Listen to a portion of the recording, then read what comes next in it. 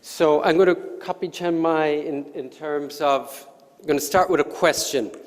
Can I have a show of hands, please?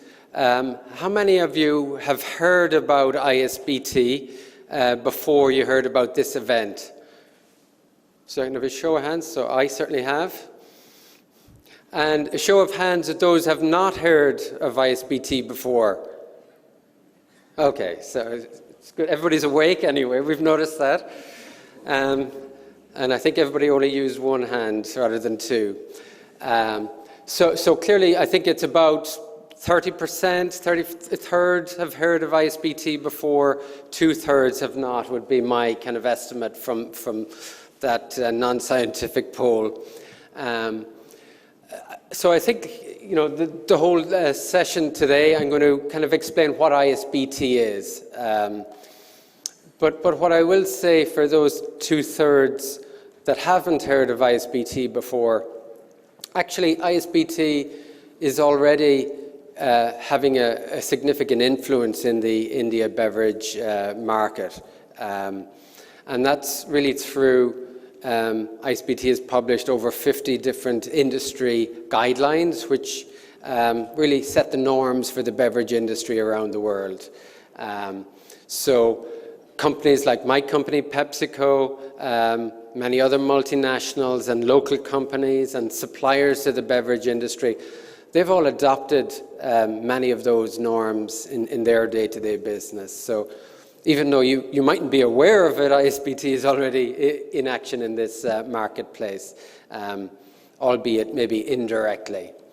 The exciting thing about being here today is now to have that direct link and interaction between ISBT and the very innovative, burgeoning India beverage industry.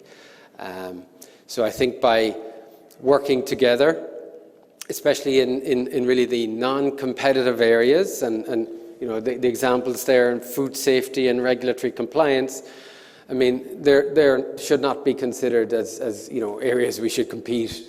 We should compete around our products and our services. So in those non-competitive areas, we're much better off working together as an industry, and as you can. You know, I'll explain, ISBT can really provide a really useful framework to allow us to work together for everybody's benefit. Okay. So, you know, there are a number of benefits to being members of ISBT. You know, I think, you know, a huge example I think is really robust supply chain. We've kind of mentioned food safety already. But why I got involved in ISBT initially is we had systematic issues in the CO2 supply chain. There were quite a lot of issues with CO2 over 10 years ago in different markets. And by coming together under the ISBT umbrella, we have fixed permanently the issues in the CO2 supply chain. So that's really kind of, you know, one of the main areas I was involved in and got a huge benefit from ISBT. Obviously, if we all have one set of operating standards, that's more efficient than all of us having our own, you know, standards, test methods, lists of practices. So it's a lot more efficient by coming together and agreeing what the right thing to do is, and then it's more implementable in the industry by coming together to do that. And really the third kind of area is really in the slide here. It's you know, the beverage industry certainly has a high profile and you know, is viewed and is part of the problem, being frank in terms of some of the environmental concerns. But it also, by coming together, we can be a huge part of the solution in being more sustainable as an industry.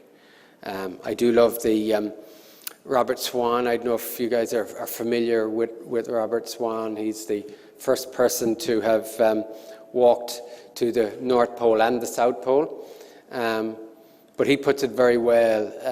The greatest threat to our planet is the belief that somebody else is going to come in and save the planet.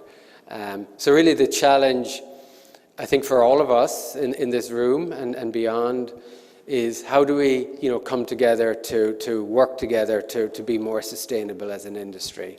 And ISBT can help by providing a framework for that type of interaction. And we can all make a difference, everybody in this room. I would say that many of the best minds of the India beverage industry are here today. But think of one person, Greta Thunberg, that's in the photo there. She started off 3 weeks protesting in front of the Swedish Parliament. And she on her own was able to activate a whole global movement and the youth, getting the youth interested in environmental matters. So if Greta Thunberg can make a big difference with the limited resources she had at her disposal, just think of the resources we all have at our disposal as part of the beverage industry, what we can do by working together.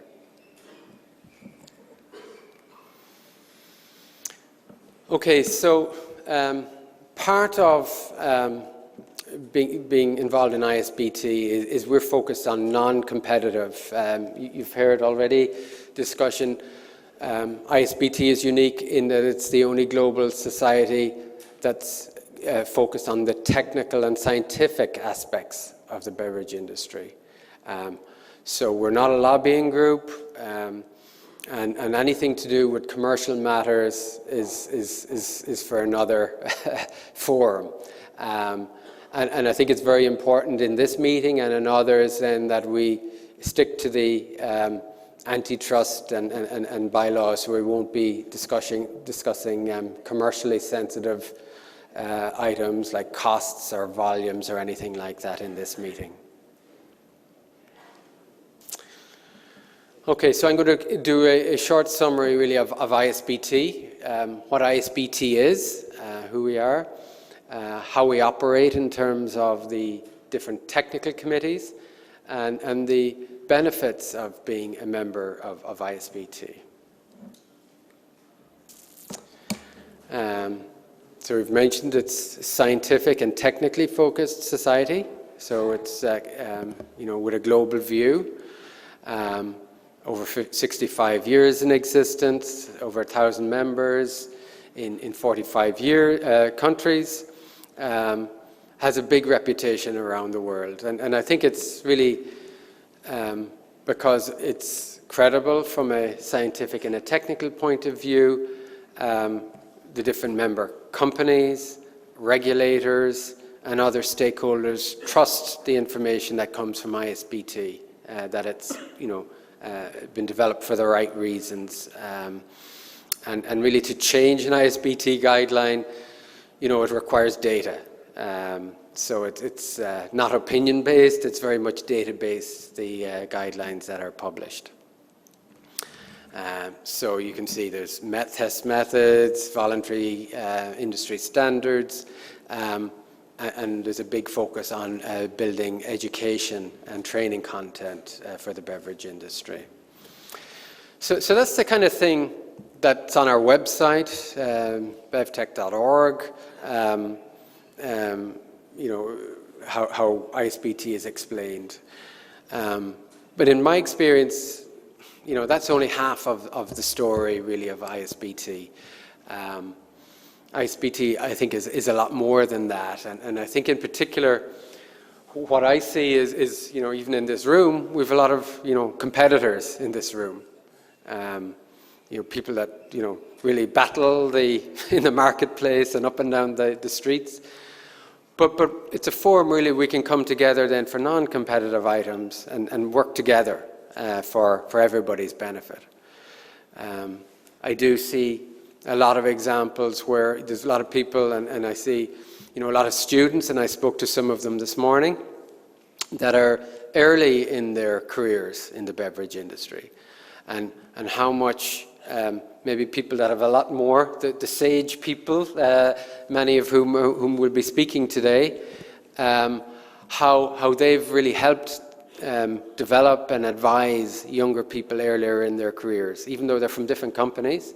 It's really part of the ethos of the society. And DV mentioned it earlier. It's really that network that ISBT can provide, that you can understand really, who knows what, who to go to ask stupid questions. I know when issues come up in my company, it's usually the ISBT network I tap into. Okay, who do I need to call really to find out more about this? And members of ISBT, in my experience, they always answer the phone, answer the call, and are very generous with their information. So I think that's a big part of what ISBT is about, that network and fellowship for a greater good than our own personal needs and the needs of our own companies. ISBT, has a lot of networks. We have a new partnership with this SETI, which is a European packaging organization, and we've links with many other societies around the world, including the Indian Beverage Association.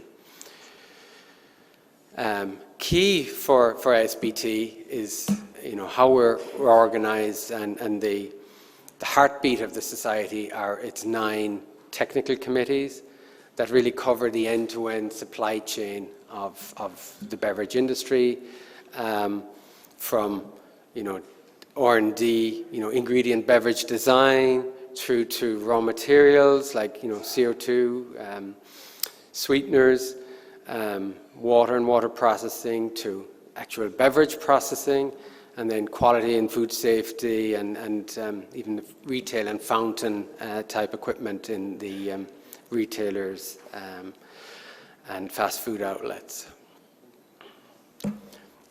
So benefits of the society, I mentioned there's over 50 different voluntary guidelines, and a lot of other resources. Thread specs, many of you might have heard, ISBT's packaging standards. So even the packages you see today follow the thread spec standards, and it's a big opportunity then for the industry to and it's a lot of efficiency for us all to follow the same packaging designs. As I mentioned, I think really the big focus over the last number of years for ISBT has been developing its training content, so through the Beverage Institute by ISBT. So there's a lot of online programs available today. For example, anybody that's new to the beverage industry, I'd recommend the Fundamentals of Beverage Technology training. So this is how you learn the language of the beverage industry, and where you fit into the wider beverage industry. So it's kind of like a driver's license, you could say, for being part of the beverage industry. So this is something really to consider. How can you tap into this industry resource for your training, technical training needs? Another new resource, ISBT, and this is only in the last number of months, we've launched the Beverage Industry Resource Guide. And already you can see there's 171 companies that have registered as part of this resource guide. So by being a member of ISBT, you automatically get a listing in the Beverage Industry Resource Guide. You have the option to pay more and get a premium ads and stuff like that, but it's a good partnership and a nice revenue stream for ISBT as well. And in terms then of this BevTech India, the big ISBT meeting takes place every year in the US, and this year's meeting will be on in San Diego. They're always on in nice locations. Generally there's water and there's boat trips as part of the meetings. But clearly if you have a kind of a global ambitions, this is kind of a important meeting to be at. And there's technical exposition as well, so you can actually show and physically show your products and services to the global beverage industry there. Huge amount of international participants. There's a lot of other international BevTech meetings in Canada, Latin America, India. I left out the BevTech Europe, my own baby, which is on every year. And next year we'll be launching BevTech Asia Pacific as well. So that's kind of a whirlwind summary of ISBT. Happy, if there's any questions, but looking forward to the rest of today's events and chatting with you all later.